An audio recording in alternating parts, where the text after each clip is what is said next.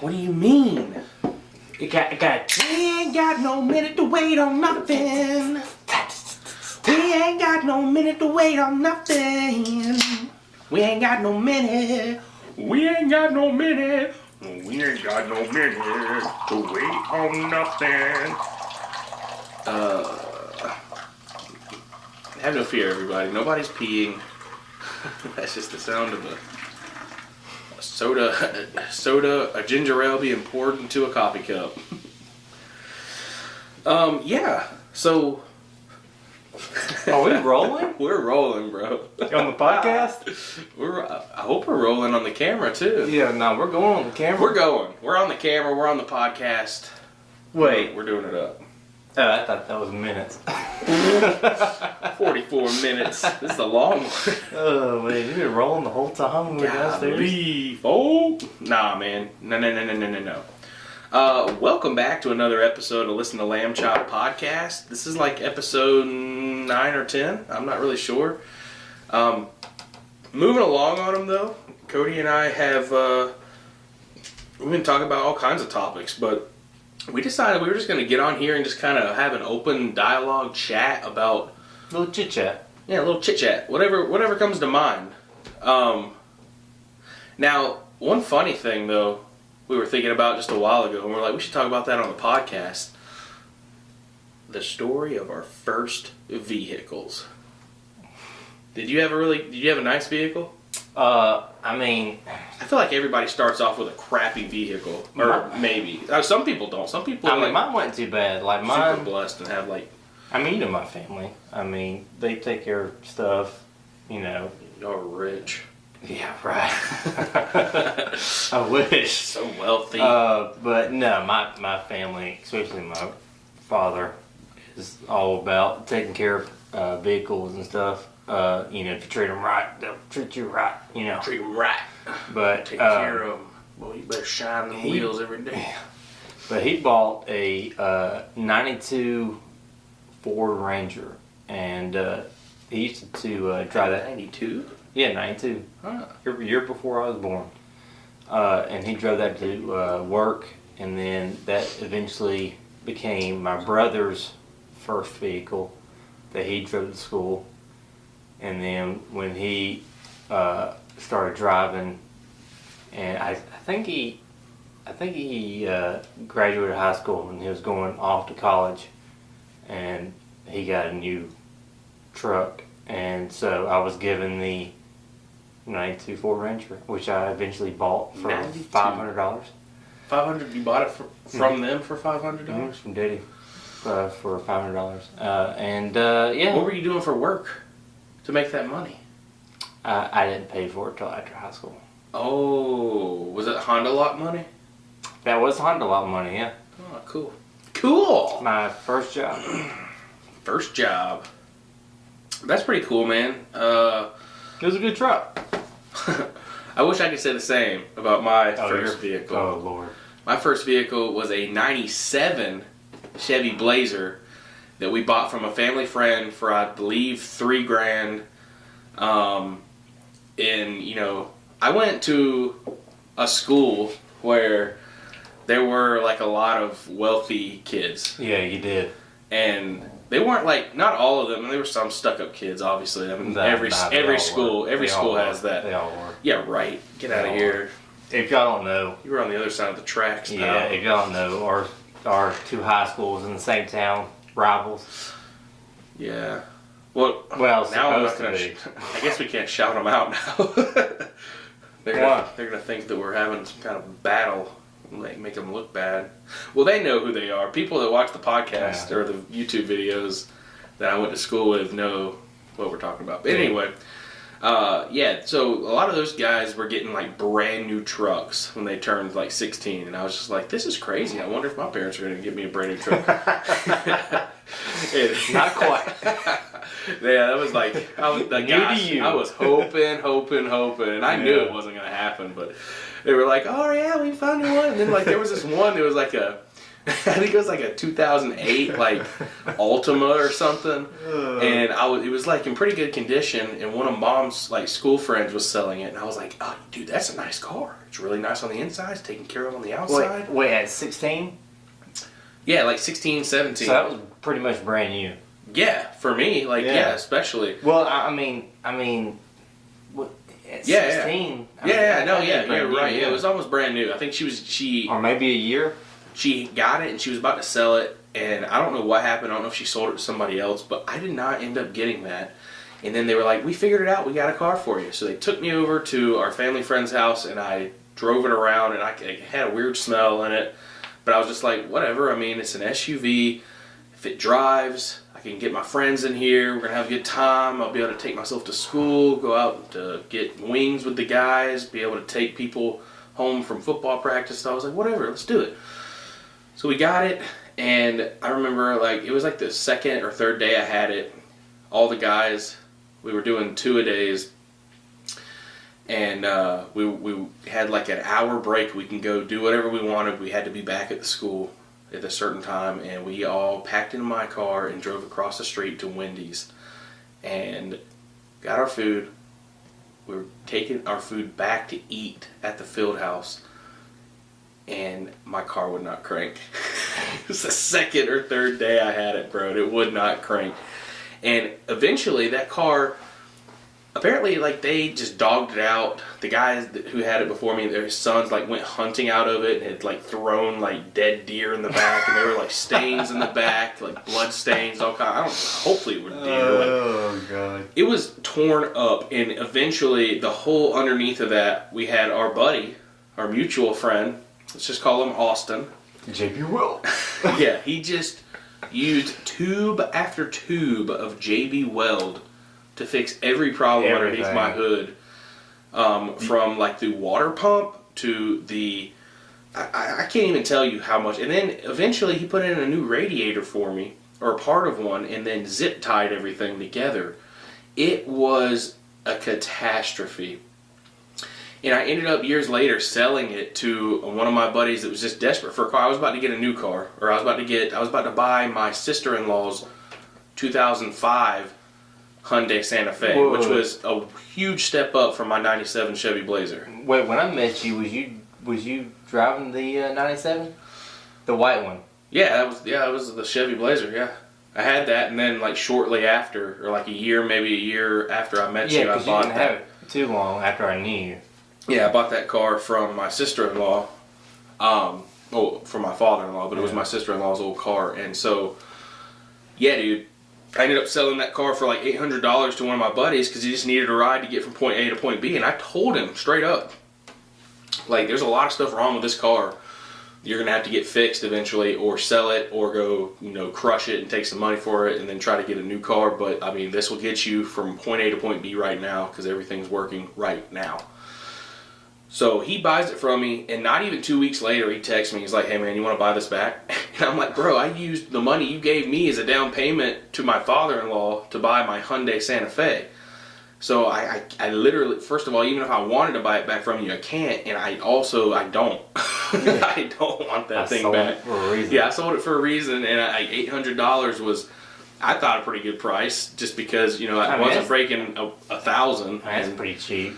Well, yeah, and like it was a little bit of leeway, and I did feel bad for him because I knew that it was going to have problems, but I also told him that, and in the contract or in the signing everything over, it was as is. Sold it to him as is. You worked with this guy, didn't you? Yeah, I worked with him. Like, we're still buddies to this day. I mean, it didn't like cause any like rifts in our friendship or anything, but I did feel bad for him genuinely. I was like, "Bro, I know, but I mean, it is working, and I know you're gonna have to get this fixed or get a new car. But like, I told you that. So like, it got him around for at least a month or two. I don't know. 2 weeks. Yeah, 2 weeks until he wanted to get rid of it. And like, that's about how I felt too. So yeah, moved on to the Hyundai Santa Fe, and then in 2016, I bought my very own almost first car, or brand new car. It was used for 7 months at a car dealership as a rental car. It was a 2016 Nissan Frontier. And then, last year, I think in November as well, I went and traded that in Got like 17 grand for it and that traded doesn't in feel for. like that long ago. Well, I mean November of last year. I mean, yeah, not too long ago, but when traded that in for a 2022, my very first brand new vehicle I've ever owned ever, 2022 Nissan Frontier, and I had a newer car than what the year was for like 2 months, and now I'm like in the year of my truck, so yeah. I feel pretty good about it. You know, it's like nothing's wrong with it right now. Knock on wood. Yeah. And it rides smooth. I love the Frontier. I love the outside. I love the body of it. It's like a new body, they haven't had like a new look in like 15, 20 years, and like this is the first like big change, new look the Frontier's had. Man, I can dig it, dude. I want a truck so bad. Dude, so bad. It's nice. Like I used to always say like I'm an SUV guy. I love SUVs. My dream car was what are they called? Range Rover. Yeah. I wanted a Range Rover for years. And hey, have you seen the new Broncos? They look. I like pretty, them. I'm just gonna throw this word out there. I'm sorry. They look pretty sexy. They do. That's a sexy car. It is nice. Yeah, it looks pretty cool. I'm not gonna lie. I kind of like it, and I'm not really a big Bronco fan, but what they did with that one is pretty special. Kind of has those cuts and curves, kind of like how I liked with my Frontier, the front end. It's not as smooth anymore. It's got a few angles, got a flared fender. I like it. You like it a lot. I like it a lot. But anyway, going off the topic of cars for a second. So, Cody, you tried something new the other day. Do you remember what it was? I don't remember anything I do. All right, we went out to Buffalo Wild Wings, B-Dubs, the old B-Dubs. Okay, yeah. Yeah. So this is something that, funny story, we went to go eat there when Darby was pregnant with Lucas, and we ordered some of the cheese curds, because their cheese curds are amazing at B-Dubs. If you never had them, we got to go Buffalo Wild Wings, get some cheese curds as an appetizer, and tear them things up, because they're so good. So they come with like a zesty Southwestern ranch sauce. Yeah, what's up? You are a big appetizer guy. I'm just a main course guy.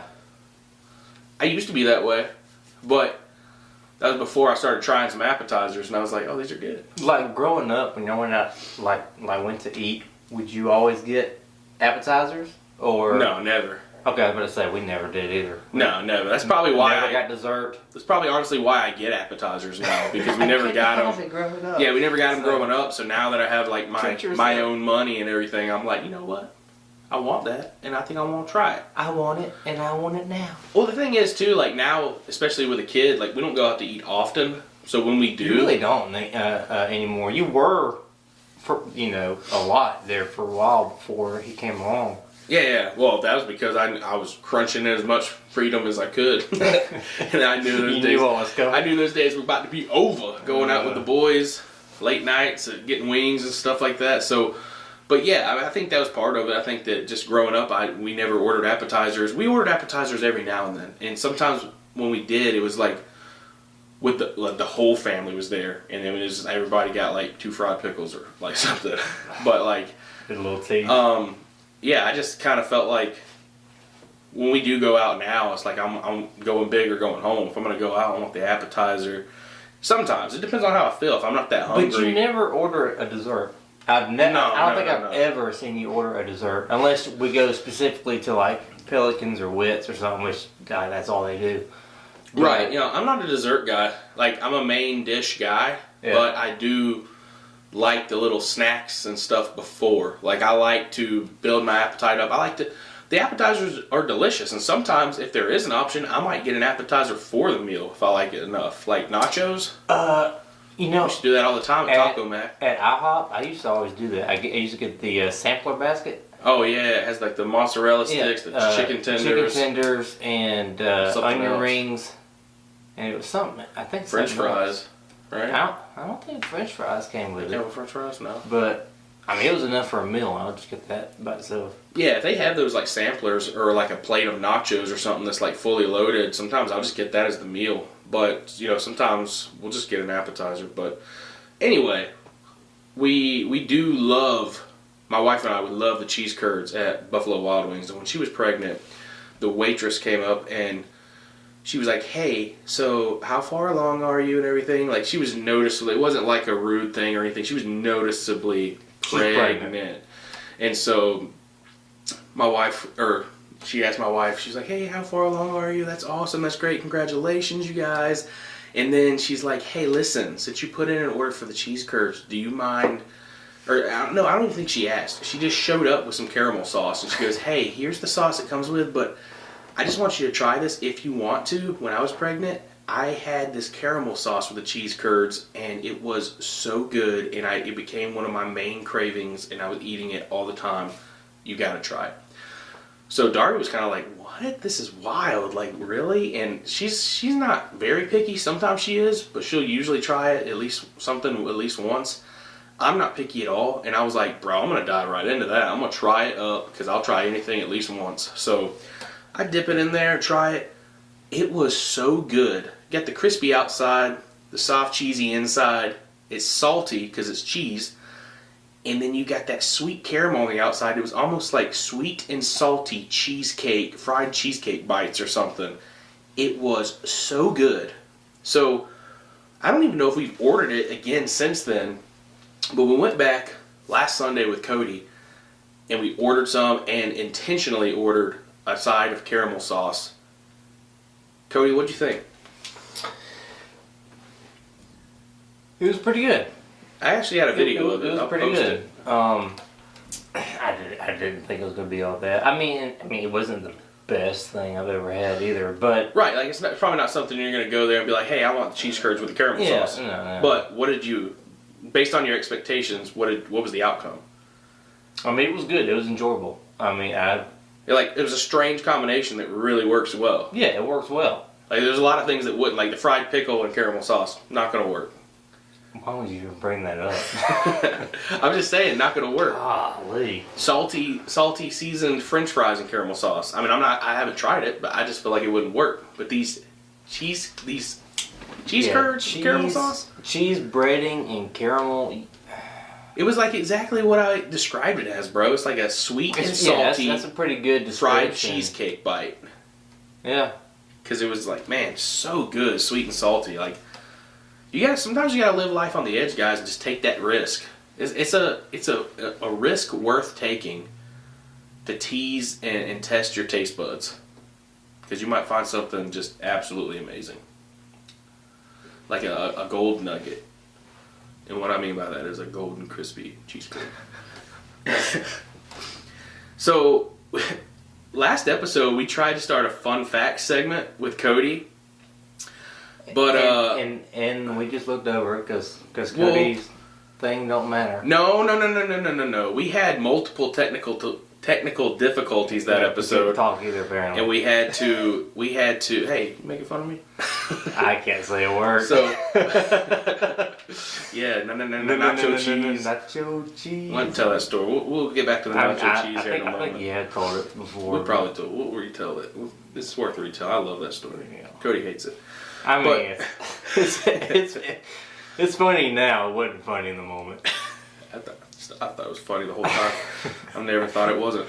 But we were trying to start this segment last episode, but we had technical difficulties where we had to stop the recording and the camera multiple times and change batteries, reset the cameras, all this kind of stuff. And also, we were kind of trying to speed through the last episode because we were trying to see the Final Four showdown between North Carolina and Duke. And, if you're interested at all, we did miss it, but we got down to see, not the final seconds, but the aftermath. And North Carolina actually pulled it off and beat Duke in the Final Four. So now it's Kansas versus North Carolina for the men's college basketball championship, which is what, Monday night? Yeah, it's Monday. Monday night, April 5th, 4th? I don't do numbers.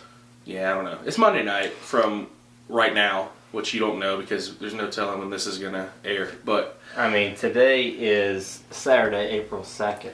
3rd, 4th. Okay, so yeah, Monday, April 4th. Go watch it. You won't have time to watch it by the time this drops, so don't go watch it. You can watch the rerun on ESPN History Month. I don't know what I'm talking about. So, if we want to talk about nacho cheese here, we can talk about nacho cheese. Cody, are you watching TikToks right now? Instagram. Are you TikTok? You're watching Instagram Reels while we're on a podcast? This is so rude. It was just for a second. Who was that? It was my brother. They do Instagram Reels? I don't know what you call it. Is that a story? I don't know. Oh, look at that. Oh my gosh, they were cutting the milk carton. Now watch. What am I watching? Oh no, that's a real thing. Oh my gosh. You thought it was one of those molds that they just slice into? Nah, she normally does cakes that looks like the real thing, and then she'll cut into it. It's pretty cool. Alright, Cody's going over in a rabbit trail over here on Instagram Reels.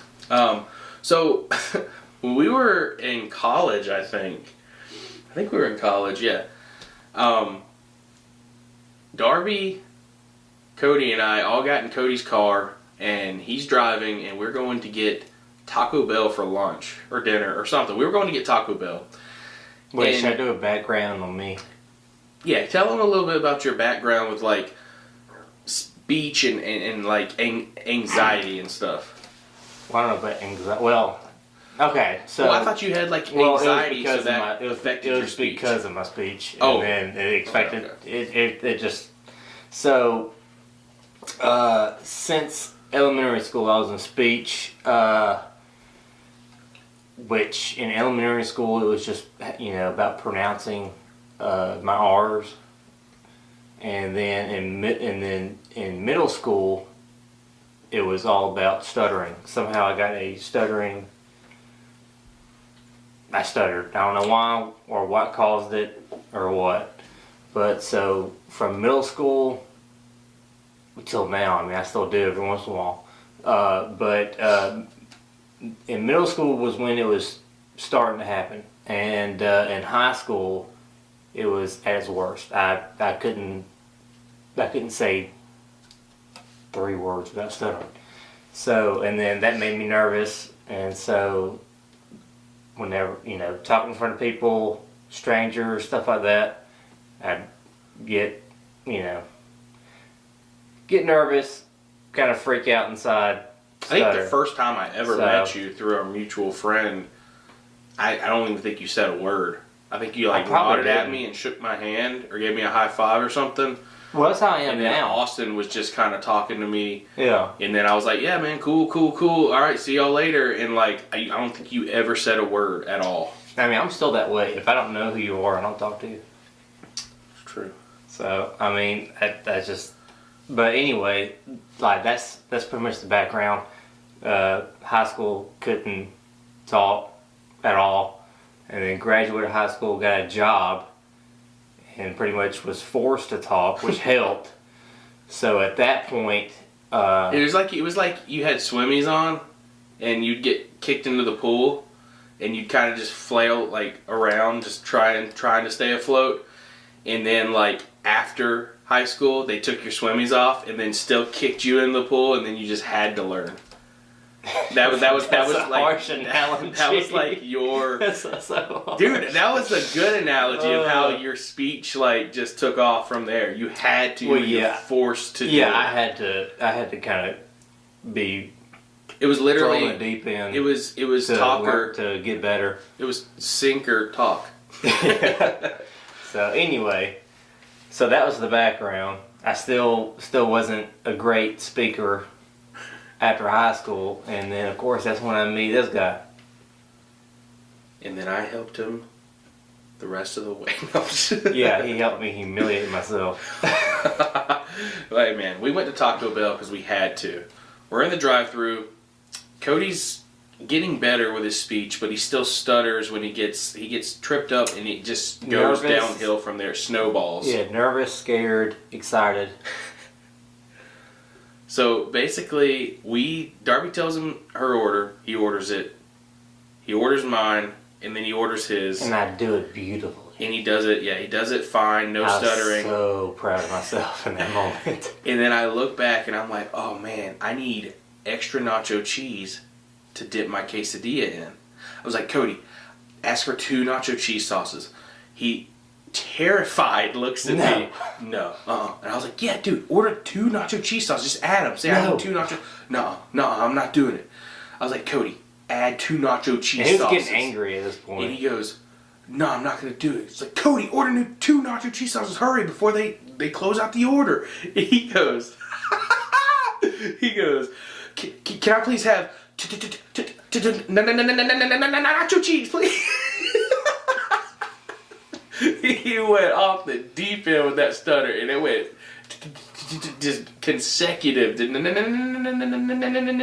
I thought he was gonna say Nacho Libre or something. I thought he was going off, and then me and Darby just start busting out laughing. He starts driving off, and he immediately is just so mad.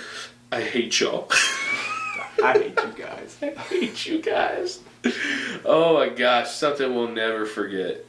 And every time we went to Taco Bell after that, the next 5 or 6 times, we joked about it. And I think he only stuttered. You still do. I think he only stuttered 1 other time from then, and I was like, dude, you almost redid it. You almost did it again. But it still wasn't as bad. No, it'll never be as bad or as funny as that first time. I hope not. If he does it now, I just feel like he's doing it on purpose. I wanted to ask you something, just kind of crossed my mind earlier.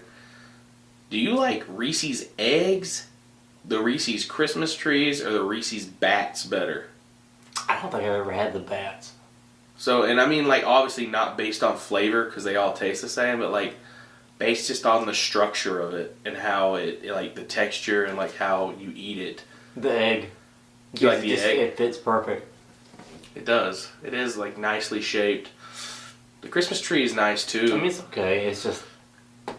I think the egg's the most simple. It's just round. Yeah. Oh well. I mean, oval. It's oval, so it's only misshapen from its actual Reese's cut Reese's.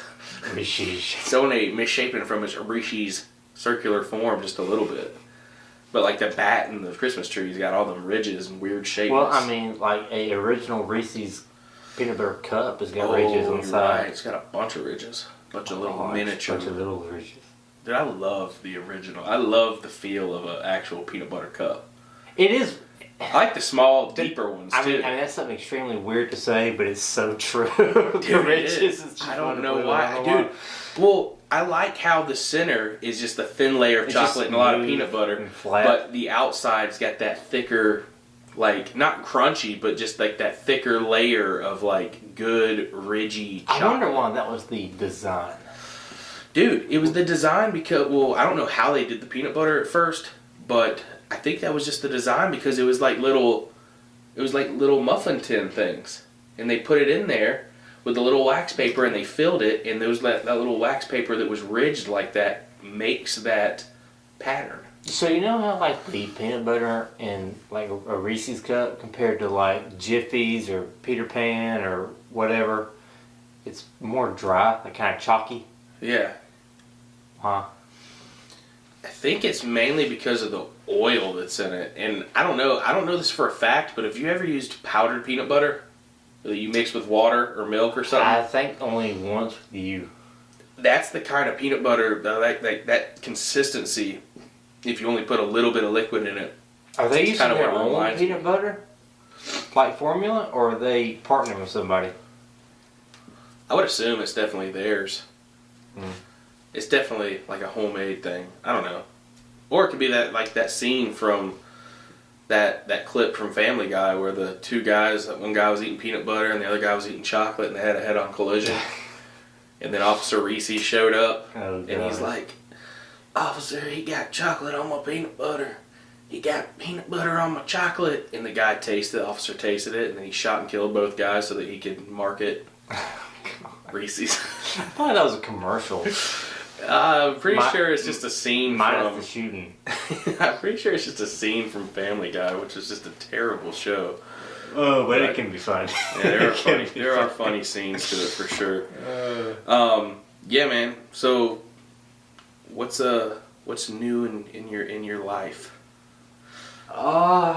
New in my life. You got any more cats? I know you're a cat guy. Oh, yeah, right. I wouldn't mind a new puppy, though. A new puppy? How many dogs y'all got already? Well, we only got 2. Only 2? Yeah, only 2. Yep, we got my dog and my brother's dog. Dogs are Dog. good, dude. Good dog. Dude, have you ever been on a Waverunner? Or a jet ski or anything like that? I've been on a jet ski once with an ex-girlfriend. And How'd you like it? it was fun. How fast did that one go? I mean, it was fast. I don't know. I just let her drive. I had never been on one before. So You're just cruising? I was just cruising. Dude, I think that would scare me more than driving it. Having to trust someone else, just being... I mean, I trusted her at that point. You know, I forgot I did. I guess I did ride with someone once, but I was driving... Well, now, she did flip it twice. Oh my gosh. Yeah. Were y'all going fast? Because that can be really dangerous. So we were going fast. I don't know what she was trying to do. I don't know if she was trying to scare me or just have fun or what. But she would cut it real sharp. Man, I don't know if she was trying to like do like a donut in the middle of the lake. But she did that twice and flipped it twice. Dude. So, I mean, it was alright. But nobody got hurt. Still here. Yeah. Well, I mean, it hurt, but no one got like permanently injured. I mean, it didn't really hurt. It didn't hurt. I was a little nervous because I don't know how thick those things were built, and like I don't know if there's like a motor down there waiting to chop me up. It's true. There's something down there making it move, right? Yeah, but ain't it like inside? I think so. Yeah. Okay, that's a little safer. It spits out the water. Of course, I didn't think about that in the moment. Yeah, which I probably didn't need to. In the moment is the scariest part because we had some neighbors that actually offered to let us borrow their really nice, really expensive Waverunners to go on vacation. And we weren't just going to like Alabama or Florida or a lake in Georgia with them. We were going to New Bern, North Carolina, like the Outer Banks out there, taking them real far. And when you say a Waverunner, I'm thinking of a surfboard with a sail on it. No. Okay, so jet skis are smaller, compact versions of a Waverunner. A Waverunner is like a big old jet ski. I'm way off. Okay. Yeah. So a Waverunner is like big and they're faster. This topped out at 60 miles an hour on the water. Oh god, okay. Yeah, super fast. So you don't. I only got it to 58. It wouldn't go any faster than that with me on it. I don't know if it's because I was that heavy or what, but like my buddy couldn't get it up any more than 58 either. But supposedly they could go 60 on water. I don't know. But we get them out there first day, go fill them up with gas and everything, get out there on the water, and we are having the time of our lives on these things, operating them. We got the safety cord on our wrist and everything, and we know how to operate them. We listened to the guy tell us before we went, and we also looked at the manual on the way there. We wanted to make sure we had all our bases covered because these were not our machines at all. And we wanted to take care of them because we wanted to, hopefully in the future, have them let us borrow them again if we took care of them, right? Do you know the story? I think you've told me before. So, basically, we started jumping each other's wakes. One of us was in front of the other. I don't know. Not too far behind, but far enough behind where we were safe distance. And we were jumping each other's wakes. And then we were trying to find other boats out there that were making wakes that we could jump. But it just wasn't happening. So we had to make wake for each other to go and jump them. And you were only getting like, I don't know, maybe a foot out of the water real quick and then back down to the water. But it was so fun. And we were trying to get bigger wakes, bigger jumps and stuff. Well, little did I know, I was about to jump, 3 to 4 feet in the air with my Waverunner, and I had no idea. So Matt's jumping my wake. All of a sudden, he gets in front of me, and I start jumping his wake, and I'm like, dude, I feel like my wakes were making so much bigger, or my Waverunner, or his Waverunner was making, I thought my Waverunner was making bigger wakes than his for him. When you say wakes, you mean the waves? Yeah, the waves that are coming out behind so that we could jump. So I look back at mine to see if mine that I'm making are bigger than his because I just wasn't getting that much air. And I look back, I'm looking back, I look forward, and he is stopped facing me in front of me. and I am going like 50 something miles an hour, and I stop the gas and everything, but it's too late. I'm already going, and he looks, he's like, what are you doing? What are you doing? And he dived, thank God he dove off of it and jumps down into the water. We had like vest on, but he was like able to get under the water enough. He was facing me with his Waverunner off, and I don't know why he turned it off. He like stopped, and I guess he thought I was behind him and knew that we were going to stop. I wasn't. I was looking behind me, and then by the time I looked forward, it was too late. I jumped the front end of his Waverunner, so like a ramp, I hit it, going like 40 something at this point. Boom, up in the air, and I'm just so scared. I'm like, oh my gosh, I'm holding on. I'm like, this is not okay, but also at the same time, I'm like, this is awesome. Boom, come down, more impact than I thought hitting the water again. And I'm like, oh my gosh, I pulled the red thing for like the emergency, like stop the machine. And I'm like, what just happened? What just happened? Oh my gosh, oh my gosh. I look back, Matt's like trying to crawl back onto his waiver. I'm like, dude, why did you stop? Why did you stop? And he's like, well, I thought you saw me, and I thought we were stopping right here to figure out which way we were going to go next. And I was like, why would you think that? Why did you stop? He's like, why weren't you paying attention? And I was like, that is a valid point. I should not have been looking behind me. I should have been looking in front of me while you're going 50, 60 miles an hour on water. You should definitely look where you're going. Don't ever not look where you're going. So, upon inspection of the Waverunner, that are not ours, when I hit it, I had plugged and knocked a hole in the front end of it. Not big enough to where it was taking water, but enough to where there was a nice sized dent that had broken.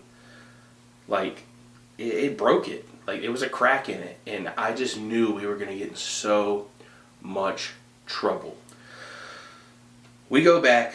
We tell my dad what happens. He is so ticked off at us. Like, so mad. He tells us to put him up on the ramp. And he's like, tomorrow, y'all aren't using these. Y'all are going to hang around the campground. Y'all can go out to the pool, whatever you want to do, but you're not using these. Y'all have lost your privileges. Maybe towards the end of the week we can see about it. But as for right now, you're not riding the Waverunners. You're not responsible enough. And this is going to cost us a fortune to fix. And we were just like, we couldn't do anything about it. We were just like, yes, sir, absolutely. You're right. We're idiots. My bad. So, out of spite, he wanted to take him out the next day. And out of spite, he wouldn't even let us go with him to help him unload him. And he's never done this alone before either. And it was kind of windy that day, but it was clear. And he takes him out, and he gets one, and he puts it, and he ties it next to the dock. Well, the other boats are going by, and the wake's going next to the dock, and that thing starts getting rocky. And as he pulls off, it's tied to the dock, but it starts to ram up, just bam, bam, bam, right up on the dock. He comes back, and it has hit the dock so bad. This is the one that I was riding, not the one that was dented, the one that was still in pretty good condition and shape. It hit the deck of the dock so hard, it knocked one of the side mirrors off, clear off, ripped it off, and it sunk in the water, and it scratched up the side. Wait, and the mirror did this. Yeah. Okay. The mirror of the Waverunner. No, not the whole Waverunner. Like, so he gets on it, still goes out and rides, and comes back, and I go out later, and I'm like, Dad, I did not do this yesterday. What happened? He's like, I don't want to talk about it. He had messed it up. So then the very next day we had riding privileges again because he was like, well, we already messed up both Waverunners. We're going to have to face the consequences together. Let's just have as much fun as we can while we're on vacation. So we're out there. And me and my dad go out. Matt's, he was like hanging out at the campground for a minute. My dad and I decided to go out for a ride together. And there was a pretty cool spot where you could actually go, I don't know where it was, but we went around some buoys, and we went around to this place. We went up through this channel. It was all brackish water, right? So it was like salty and fresh where it meets and mixes. And then at one point, Dad like goes around this one corner, and I go this other way. And I was like, I just want to go back here, then I'll come back out, and I'll meet him at the, when the water widens up again, I'll find him for sure. So I go up in there about 5 minutes, and I turn around, so I better go find him. Turn around, and I'm like, where is he? Where did he go? I finally turn a corner down this other channel, and all of a sudden I see the Waverunner there flipped over. And I'm like, oh my gosh, this isn't good. So I speed over there as fast as I can. I get to him. He's just floating in the water next to it. And he's like, hey, you got to help me get back on. You got to help me get back on. And I was like, what happened? He goes, my wallet, I forgot it was in my back pocket. And I was going to put it in the console and lock it in. And it fell in the water. And I tried to lean in after it. And I got it. But I fell in and I can't get back up on it. And me and my dad are both big guys. And at this point, like, he cannot get up there by himself. Like, I'm going to have to lean over with my foot on his Waverunner to give him enough leverage to pull himself up onto the Waverunner. And so, and I halfway think it's funny, but what really made me laugh is he's like, yeah, boy, you better help me get up on that damn Waverunner right now. You better help me get up on that Waverunner right now. And I was like, why are you getting so mad? He goes, there are sharks in this water. Bull sharks. He was freaking out. He said, I think I feel something rubbing against my leg. You got to get me out of this water. So I lean over as much as I can and grab his hand and start pulling. And there's one point where mine starts to tip while I'm helping him onto his. And I'm like, Dad, this is not going to be good. Neither one of us are going to get out of the situation if we both flip. So I eventually got him up and got enough leverage to where I was pulling him hard enough and he was able to use his legs to get up on it, and we were able to get up and get out of there. But it was a fiasco with those Waverunners, dude, and it ended up costing, I think, $1,500 in repairs. So Dad had my buddy Matt and I pressure washing the driveway, washing the cars, and pressure washing the back deck, the front porch, and the back of the house all summer long every time my buddy Matt came over, which at that point he tried not to come over as much because he knew we were going to be doing some kind of job to try to pay off the money, because neither one of us had jobs at that time. We were like sophomores in high school or something, and we were both athletes. We didn't have jobs, and this was the summer, and we had to work to pay that off because my parents had to pay the neighbors like $1,500. And funny enough, like a couple of months later, those neighbors moved, and I don't know if it was because of that, and they were so frustrated, or if it was something else in their life, and they would like plan to move, but they got out of there, and we have not heard from them, saw them ever again. And I'm sure they did not want us anywhere near their Waverunners ever again. But that was a crazy story, bro. It's something I will never forget. I'll never forget the look on my dad's face. And he's like, there are sharks in this water. Oh, man. You got any crazy stories like that?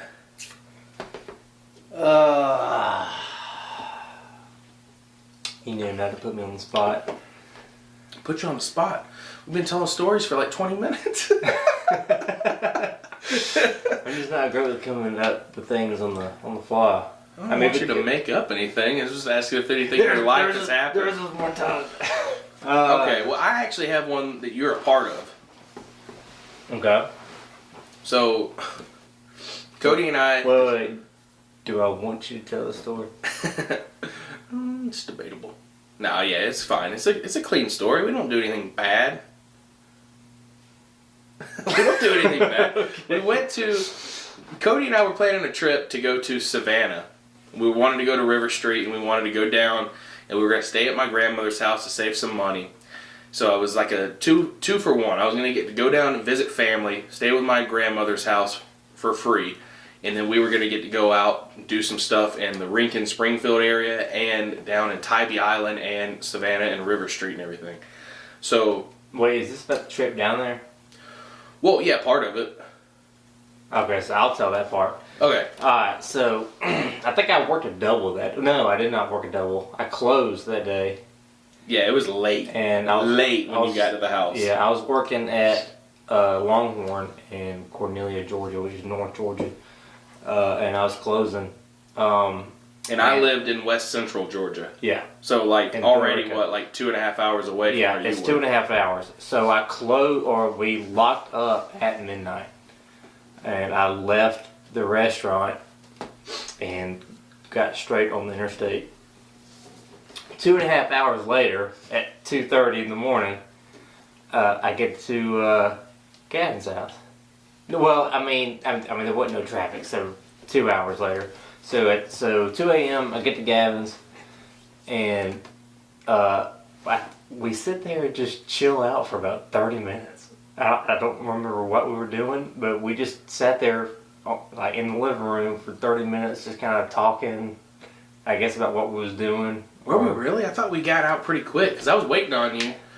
And I was like, let's go, man. Let's hit the road. Let's hit the road. No, I remember we sat there for like 30 minutes before we left. But so we finally left. And gosh, man. It was late. It was late. About 2 in the morning when we left. 2:30. Yeah, it was like 2:30 in the morning when we left. Yeah, 2:30. We had a good George. Dude, that reminds me of one of the funniest things. Tybee Island, man. That reminds me of one of the funniest things. Is so we stopped in this place called Metter. It's when we finally stopped.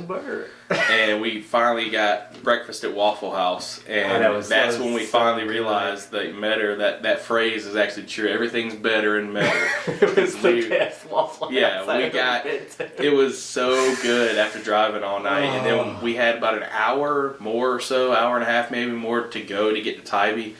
We finally get there, and we got there at like 8 a.m. 8:30 in the morning. And so me and him go out there and like we were out there on the beach, and I get my second wind. And then there's a moment. Yeah, we're throwing frisbees. Yeah, having a good time. Running out into the water and doing cartwheels and just like digging holes in the sand. Yeah, just having fun. I had a moment. And I turned to Gab and I was like, dude, this is weird. Ain't nobody out here, man. What's going on? I know. I was like, man, what a beautiful morning. Yeah. And then I realized it's 8:30 in the morning. Yeah, it was like 8 a.m. Like nobody else is out here. There were like 2 people on bikes up at like over on the other side of the beach. And then like there was like 1 jogger. And then like other than that, there was nobody there yet, and we were like, "Man, this is crazy that no one's coming to the beach today." Yeah, I forgot that we drove 6.5 all night hours straight to the beach. To get there. And then we finally got there and just went straight to the beach and had a blast. It was fun. And then we got back later, and then on the news. Oh yeah. So just so happens, right where we were at. Luckily, we didn't stay in the water very much. But I could there tell was some kind of a couple of days later. Could you? In my skin? My skin was peeling. I don't know. There was some kind of either. There's some bacteria. Yeah, some kind of bacteria between dot 11 and 13, and we were there, or a pier or dot or whatever. And we were like at 12. We were like right smack dab in the middle of it. So it could have been another reason why nobody was at the beach right there. But we didn't know anything about it, and they just said something on the news when we got to my grandmother's house that night about that place, and I was sitting there like, what are the odds? The one place that we go in Tybee Island to find parking next to these condos and walk to the beach. This is what there's bacteria is. Great. So I remember we could not wait to get in the shower after we heard that. We got food in our bellies, went and got in the shower, and then I think we took like 2.5 hour, 3 hour nap. 3:30 we crashed. So we crashed. We go out to eat with my cousin and his wife. And have a blast. That was a good place. What was that place called? I think it was just Logan. I think it was Logan's Roadhouse. It was like a steakhouse. Okay. Yeah, I think it was just like a Logan's Roadhouse. But yeah, it was pretty good eating that night, if I recall.